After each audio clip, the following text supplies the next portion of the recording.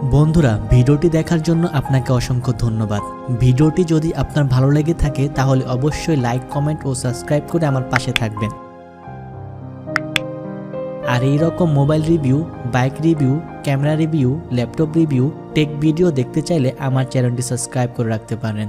বন্ধুরা, আজ এই পর্যন্তই। পরবর্তী ভিডিও দেখার জন্য আমন্ত্রণ রইল। আল্লাহ হাফেজ।